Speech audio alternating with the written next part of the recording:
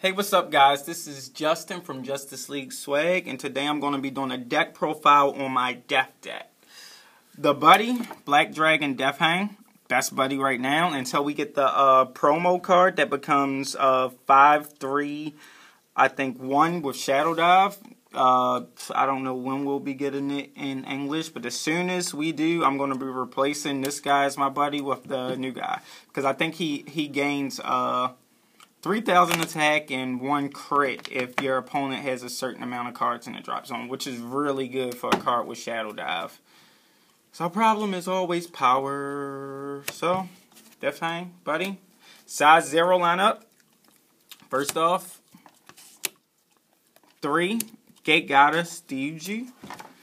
3 of this guy because he hits hard. Only 3 because of the life link. So your opponent will try to knock him off board quick. Then 3, Death Ruler Gallows SD, because whenever you hit your opponent, you gain a life for dealing damage. 3 instead of 4, because I'm an aggressive player, so I'd rather deal damage with the other size 0, and this one is just to like prolong the game. It can deal more damage when Gate Goddess Gallows is out on the field. But ideally, you can't even play this guy unless you have a death in your drop zone. So drawing this first turn is pretty bad, and you can't gain a life unless you have another death on the field. So it's better to run this guy at 2 or 3 instead of maxing it out at 4. Size 1s. 2, Gallows Gestus. Only 2 because you cannot play him until you have 3 in the drop zone. So 3 different death. So you have to overextend in order to get his abilities off. So it's better, safe to just run 2 as opposed to 3 or 4. 2, Death Gaze Dragon SD. Only 2 because this guy is primarily in here to help me fight this deck's hardest matchup, which is Raging Spirits. That's all. Most of the time I end up gauging them and not calling them back to the field, and then I'd side him out for other Death Rulers with Shadow Dive if I face like a regular match. I just want to make sure I cover everything whenever I play. Following, 1 Andino. Only 1 Andino because he can only be played in the center. And I actually ran into a few instances where I had 2 of him in my hand and I could have swung for game, but I couldn't because you can only play 1 of this guy. So, 1.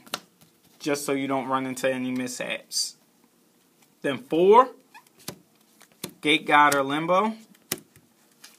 4 because this guy can swing from the sides. More than likely you'll have a rush field going on with like a size 0 on the center or a size 2 and a 0 on the side.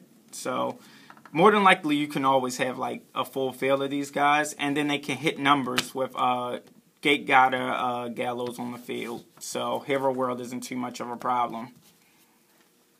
Size 2 lineup. I am running 1 Death Ruler Blix, and I'm only running 1 Death Ruler Blix because, as I said, the worst matchup of this deck is Raging Spirits. So ideally I would side in 2 more if I'm not playing against Raging Spirits, and then I would side out the other 2 guys I'm about to show you. I main deck 2 Death Ruler Soulbreaker just for the Raging Spirit matchup. Ideally I side them out for anything that I don't need, but primarily every deck is running Soul right now for the most part, unless you're playing against Hero World. Just take it out with attack. Possibly 2 Soul if his attack hits. 3, Death Wizard Dragon. Now, 3 Death Wizard Dragon, I know it seems like a lot, especially when you could just buddy him and then get the first call for free. But ideally, this guy counts as a Death Monster and a Dragon, so he goes off with the size 3 quite well. He gives you gauge on call, which helps with Darkness Dragon World's problem of gaining gauge. And then more than likely you are going to sack him off or just let him die for you. So he's at 3. Now 4, the buddy. Because he's 3 crit and Gallows makes him hit harder. 4 to the face isn't really funny, especially late game. You could take somebody out quickly. Lastly, for the monster lineup, 3 Metamaria. Metamaria because the way that I built this deck, he can't be touched by removal. So my opponent is forced to attack him. And I forced a lot of opponents into just scooping because I would get them down to 2 or 3 life and he's sitting on the field and there's nothing that they can do. It's like you attack him, you'll take a damage every time. It's not so good against 5th Omni, but my set spell that I run fixes that matchup, which is Great River of Hades. I run at 3. 3 because it basically tells 5th Omni F you. Whenever any of my cards would be destroyed, they cannot be destroyed by my opponents. I don't think they could be bounced either. Cannot be destroyed by card effects, nor return to hand. So that makes this card pretty clutch against playing 5th Omni, any destruction-based deck, especially mirror matches. I don't think I've lost a mirror match with this. While this card was on the field. So you don't even have to worry about Negavols with Metamaria being on the field. Unless they actually hit Metamaria. And then Magic World. Don't have to worry about them bouncing your cards as you rush.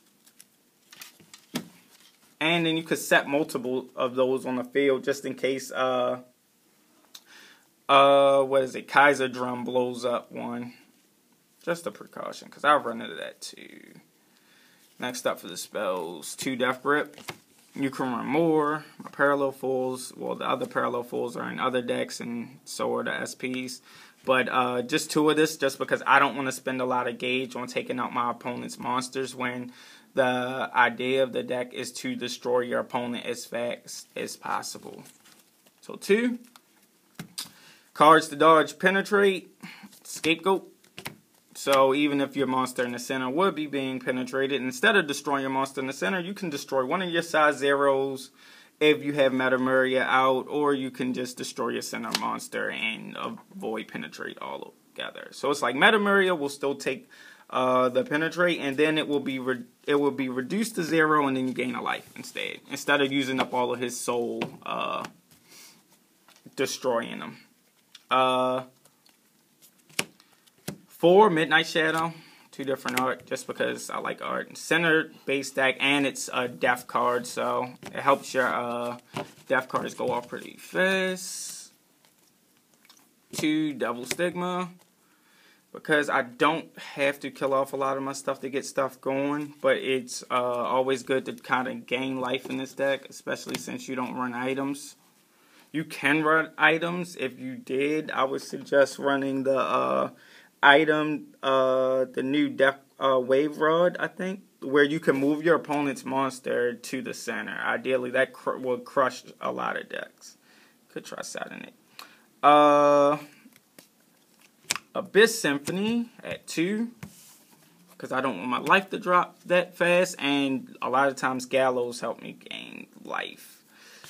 2 Deadly Boost. This card is really great.